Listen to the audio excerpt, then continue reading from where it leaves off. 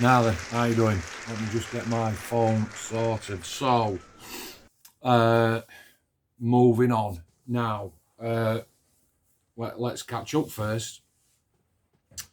So, first of all, thanks for tuning in yet again. And unfortunately, tonight I've had a bit of a problem with my compressor. I can see that there's a bit of light on here, and again, it's because my camera's knackered. I had a bit of trouble with my compressor where the water trap had knackered up. So I sent off for a new one and sort of PTFE'd it all up tonight. I'm just looking at it now. Got it all assembled, turned it on, pressure gauge started going up, and it hit 60. So I'm sort of like frantically turning it down like you know, and it just kept going up. Right, 70. Oh, you know, you're sort of like panicking a bit there, aren't you? 70 psi on a little 3 litre compressor. I think it's a 3. It might not even be a 3 litre.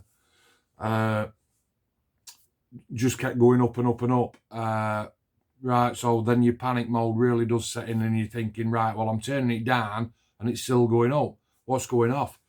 So I started turning it the other way. It still kept going up, and at 100 psi, it blew up. You've just heard all the bits fall off my deck. So when I said blow up, I mean it absolutely just blew up. That's the back end. That is the part that fits into. So that part there is that red collar bit there, look, and you can see, I don't know what, if I offer it up to the camera, can you see that? So it completely blew that lid off. So temporarily I am compressorless, which is a real pain in the ass.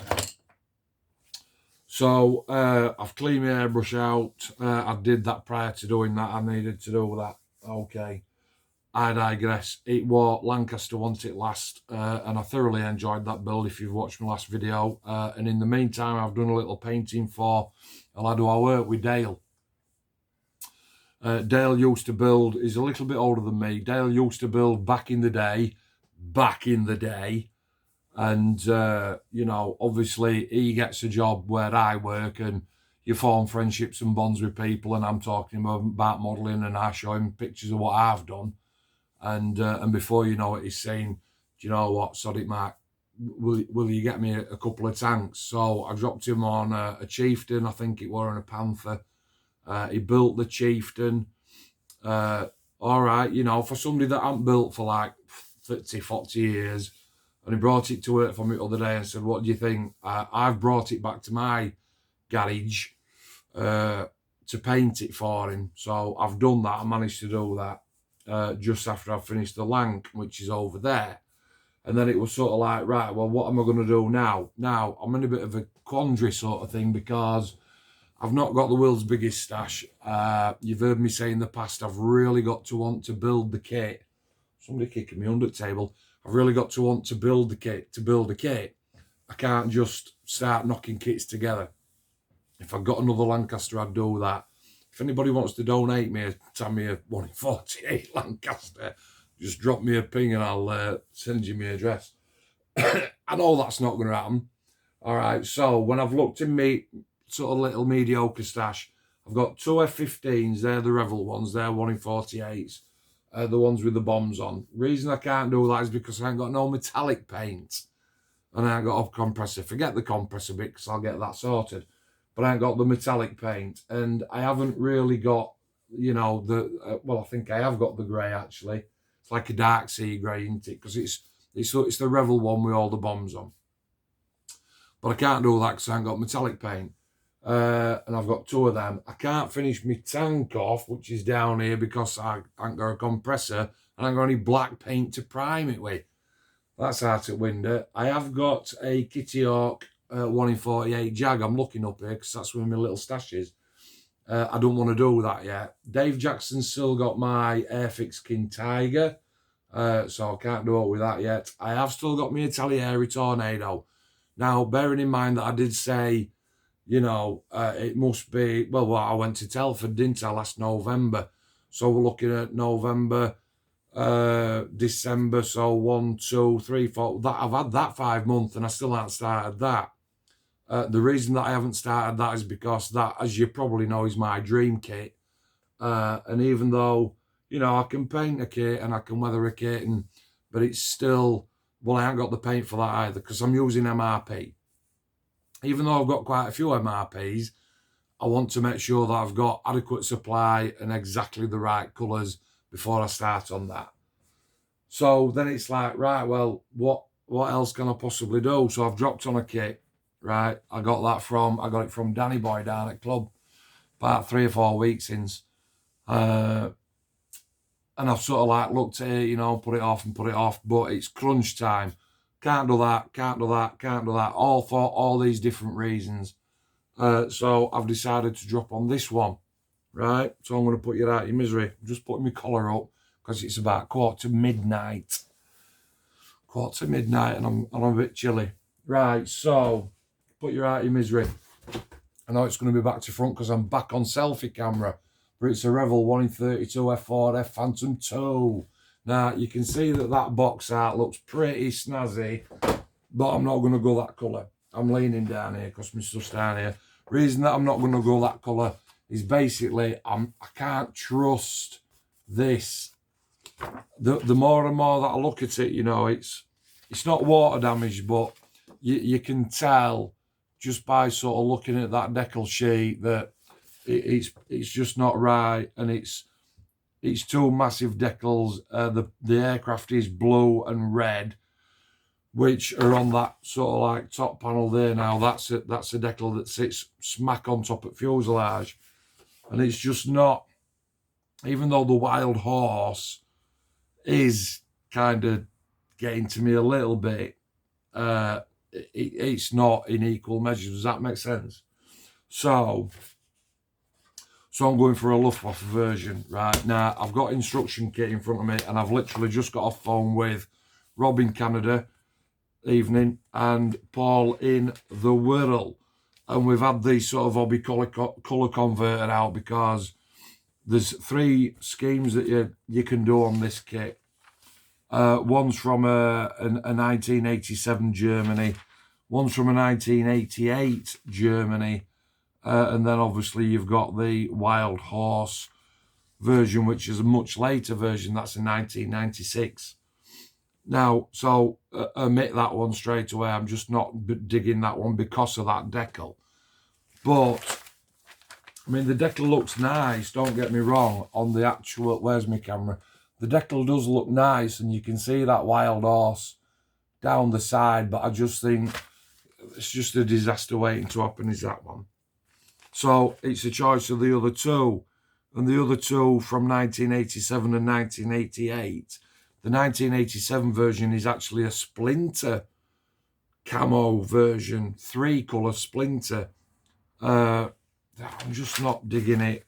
If I'm going to do a camo, I'm going to do a camo, which basically nails me down to the 1988 version. Now, the reason that I've just got off the phone to them 2 chaps is because, like I said, we've had that hobby colour, I can't even talk, colour converter out, and we've been trying to, because it's an old kit, this, it's from 1994, 114, 24, it's 28 year old. Obviously MRP paint that I paint in, it weren't invented then. So we're sort of like trying to, you know, match the colours up. And Paul's, I'm relaying numbers to Paul. Paul's typing them in, and he's saying, oh, it's only an 80% match. So again, it's 80%. Is it good enough? Isn't it good enough? I don't know. I really don't know. But what I've settled on is, because there's actually quite a few colours on this bird, and again, I'm just going to offer it up down at bottom. So you can see there that there's a 3 colour scheme on that one, and you can see all my handwritten sort of notes on this side. It's basically a light grey, a dark sea grey, and an olive drab. I love olive drab, I love it. So, but then there's underneath, it's 2 completely different colours on a camo pattern, but it's 2 completely different colours. And again, so I I am going to have to look at the MRP equivalents for that and sort of get into my mate Dave to get me some paint sorted out. So, as far as instructions are concerned, let's leave that for a minute. Right, let me look at Decal Sheet again. So, the Decal Sheet, I mean, it's a big old piece of paper, don't get me wrong. And you do get, even though, like I said, I'm not sure if the water damaged or not, but we are looking at a little bit of instrument panel up at top. And you're going to need them because I've already looked through kit. And then obviously Luftwaffe tines down at back end. The black, red and yellow on the German. There are some slime light decals right up at top. You can see those. But again, the whole Decal Sheet, it just looks a little bit naff. And that's no disrespect to the lad that I bought it off, Danny. You know, end of the day, I can always get aftermarket decals if I need to. And again, those people that watch my videos will be saying, you ain't getting no aftermarket shit for this. So we'll have to have a look, won't we? As far as the actual kit is concerned, 10 sprues, clear parts, straight away onto clear parts. Seamed out canopy, no. Whew, like that, aren't you? Clear parts are actually clear. And because they're in that such a big scale, there'll be an absolute doddle tour mask off. Smallest sprue then that you get is seats. And again, I mean, just look at the size of those. They are absolutely enormous. You might get a little bit of shake because I bet it's about 3 or 4 degrees in shed tonight. So you get your seats. Apart from the moulded in seat belts, which maybe... I don't know, I haven't made my mind up. I've literally just opened this an hour ago just to have a look at it. Fuselage side then, a little bit disappointed to see that the clam shell sort of like, you know, the under exhaust area, that's moulded in. I know with the Tamiya one that I built up at top there, that's obviously separate, but it's different era, different kit. So what I've got to do is I've got to accept what the kit is and make the best of it, ain't I? So straight away, 3 important things that I'm looking for. I'm looking for the depth of the panel lines to see if it'll take a wash. Just to highlight that a little bit. I'm also looking for ejector pin marks and flash. So them 3 things, and that's basically what I'm going to focus on. Now, as far as ejector pin marks on inside are concerned, on main fuselage, there ain't none. It's pointless we're offering it up. Because you probably got a haze over your viewing screen, and again that's because I dropped my phone. So you do get that 1 sprue, and that has got the fuselage sort of like arse end on, if you will. And then I might as well go to fuselage front end, which is that part, as you know. And again, so you've got panel lines that are nice and, well, they don't look too deep, actually. Can you hear that? So that's my fingernail going in. So they're deep enough, aren't they? Ejector pin marks on the inside, no. Flash, 0. None whatsoever. Instrument panel, and again, excuse me, let me just have another look at. So instrument panel, you don't need me to pick it out. You know what an instrument panel looks like. That is raised detail on those 2. Now, there is some ejector pin marks on the back of that with some shrouds of plastic, but that'll sand off. And then as far as instrument panel decals are concerned, I mean, they do look pretty bland, to be fair. But, well, it's either that, it's either use the decals, dot and dab, which I absolutely hate, or go sort of like the Red Fox way, which is another, you know, it's 30 quid, isn't it? 30, 40 euros, 30 quid, 25 quid. And for me, that's just not worth it. But let's concentrate on what we've got instead of what we want. So no flash, no ejector pin marks, nice panel lines, and on this particular sprue, which again, they're not numbered. You know, normally I put all my sprues down into my sprue holder, A, B, C, D. There's no chuffing, there's no letters on these. So we'll have to have a look and correspond that with instructions, won't we? But again, let's concentrate on what we've got and what we haven't got. What else have we got? We've got the biggest bloody fuel tank. Do you know what? Look at the size of that. Christ almighty. Do you know what? With today's petrol prices, it'd cost you 40 quid to fill that up. Nice cans. Just, it's basically your standard looking cans and back of your engine, back of your exhaust. But you do get the burner rings. You do also get 2 external fuel tanks for under pylon, under wings, and they, unfortunately, and I do say unfortunately, they've already got, get your finger on it, Mark, they've already got pylons added on, and I hate that. I hate that. It's not looking good so far, is it? What am I doing? Cockpit, can you see Cockpit here?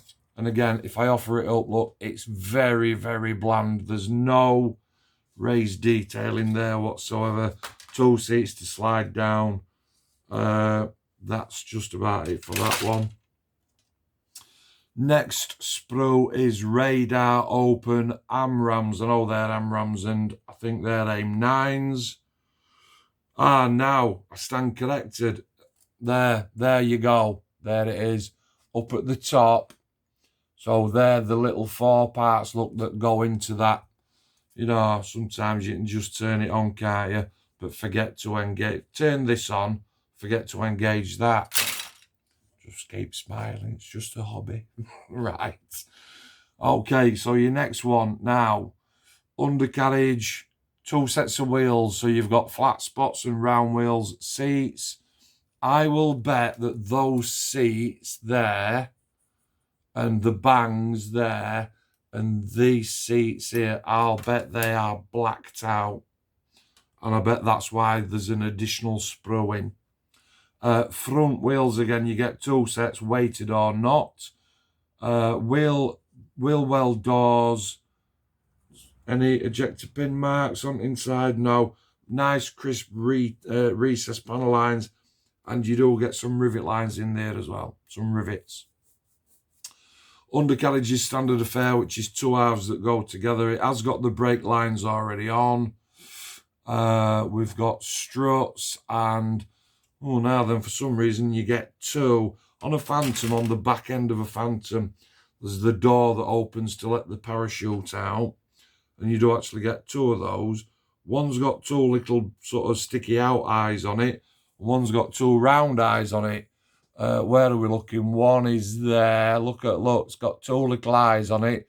And that one's got 2 sort of sunken eyes on it. So, again, you know, for people like me, it's like, oh, I want to build an F4. And that's fine. And I will post it onto Phantom Sig. But, you know, unless the instructions are very, very specific and saying you need this particular part for this particular variant, you can quite easily make up some kind of hybrid Phantom, if you will. If you don't, I'm not going to say if you don't know what you're doing, because Christ above, it's a model. But if you're not sort of sucked into that, if you're not sucked into Phantoms, full stop, then it's quite easy to get that wrong. You know, like I'm with tornadoes. Next sprue, you've got, looks like ECM and some pylons. Now, they're nice. They are nice. Bottom corner down here, they're nice. Nice and chunky. And detail is excellent. And it's already got the holes not drilled all the way through, because I'm sure that there'll be some rails go on side for your AIM 9s. So, yeah, they don't look too bad at all. Now, that, I'm pretty sure that that's a Canon. I think it had a 20mm Canon on this particular bird. The underside of the wing is absolutely huge, which is great to see. What's not great to see, though, and I will show you. Now, I don't know if I've got to get my head in it. You can see them there. Look at those. Just look at those. Now, I'm hoping that these 1, 2, 3, 4, 5, 6 You know what I'm going to say, don't you? I'm hoping that they don't. Because I'll be. And then top half, again, you do get some ejector pin marks, but whether they're in the sort of same plate, you can see them if I shine them in light. I'm hoping that they don't marry up with those that's on there. Let me just have a look at that. So I'm sure that that's going to go on there. Just bear with me. I'm going to have to sand them ones off. Look at the chuffing thickness of them. They're like bloody jammy Dodgers, them, aren't they, on top? Christ above, come on. But I've got to forgive it, haven't I? Because it's 28-year-old. And then your tail. Now, you do get two tails with this. Is it two tails? It is two tails, but they're not finished off, so there must be a stem on top. So you get one that's got all that on it, and you get one that's plain. And again, I'm going to have a look, aren't I? I'm going to have a look. I'm going to have a look, Mark, and see what crack is. That's basically the kit.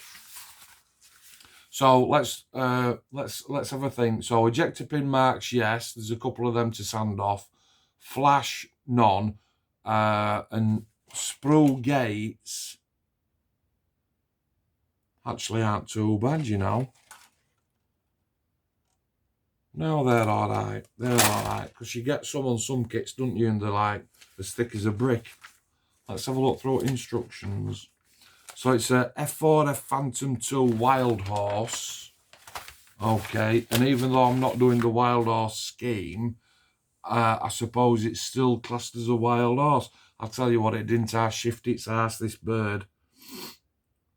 Yeah. Maximum speed, Mach 2.4. Jesus. I mean, at the end of the day, it's going a little bit that, isn't it? So, Fighter Squadron, one of the F4F Phantoms was specially painted in a very unusual livery, which is a galloping Westphalian horse, and was shown to the public at an open day on the 31st of August, 1996. 106.16, add 6, so that's 22 years since. I'm going to have a look on YouTube and see if there's any footage of that. Now then, so page 1, 2, 3 and all the usual is your usual paint colour call out. And it's funny, isn't it, how Revell just haven't sort of changed their paint format, if you will, in all these years. All the Revell kits that I've built use this, you know, 70% of this and 20% of this and 10% of that. I had to do some maths in my head, didn't I? But some of them just aren't collaborating, if you will, with MRP equivalents. So what I'm going to do is I actually built a Tornado last year in a Luftwaffe scheme, and that were a 3-tone camo as well. It was olive drab, dark sea grey and light sea grey, so that's what I'm going to go with. Okay, so page 4, page 7 is telling you what not to use. Did I see the seat? Yeah, they are actually the blacked out. Them seats that I said, I thought there would be. Section 1 is seats.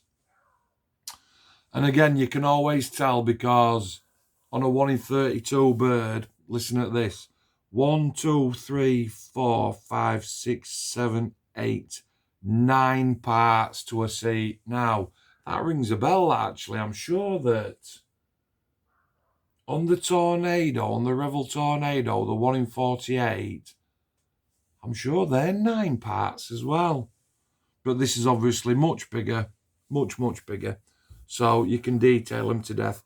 Section 3 is putting those bits on onto the sides of your office. Where are you?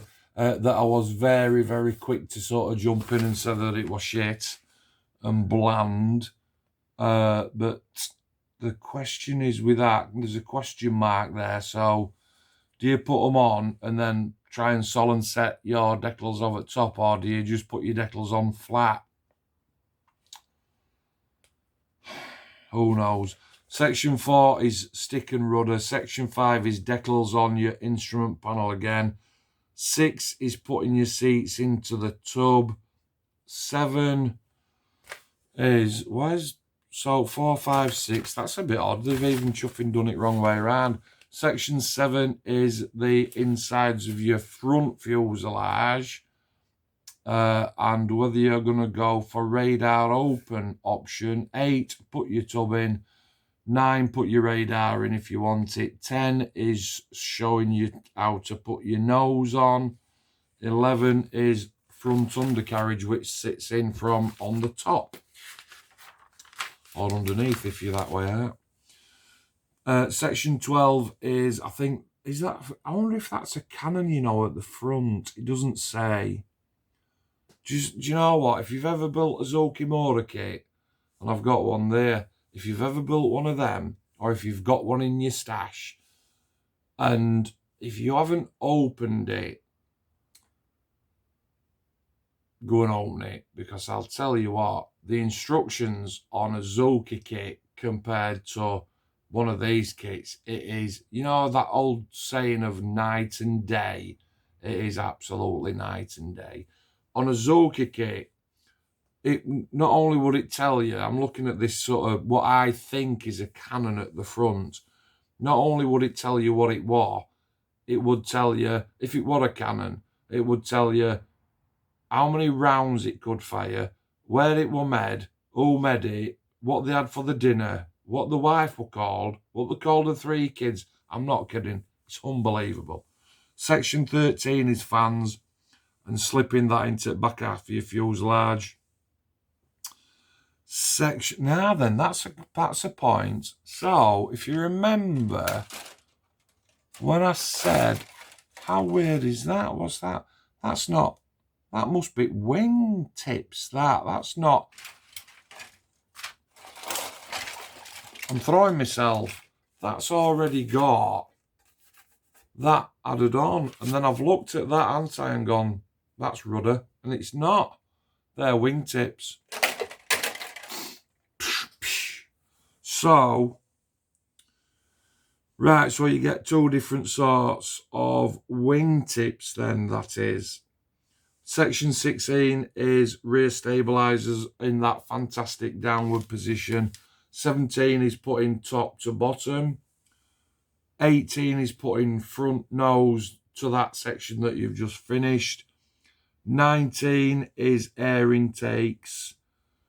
20 air intakes. 21 and 22 is air intakes, but for other side. 23, yes, 23. Now then, so let's go back to that, because the ones with the pins on there, let me go back to instructions at the beginning and let me just have a look here. Just bear with me. Now, so those ones with the flat edge, no, that's the top and the bottom. They're for the slats. That's what they're for, because you do get, I'm not saying that they're positionable, because I haven't built it. We'll see. Section 24 is the other side. Section 25 is slats on the other side. Section 26 is adding those wingtips onto your main wings. 27 is exhaust cans, which look like 1, 2, 3 parts. Chunk, chunk, chunk, in you go. Arse end, off you do. Now then, 28 is cans in arrestor hook. Now it is showing the parachute door on that, but normally what it'd do is it'd give you a question mark, wouldn't it? But it hasn't on that one.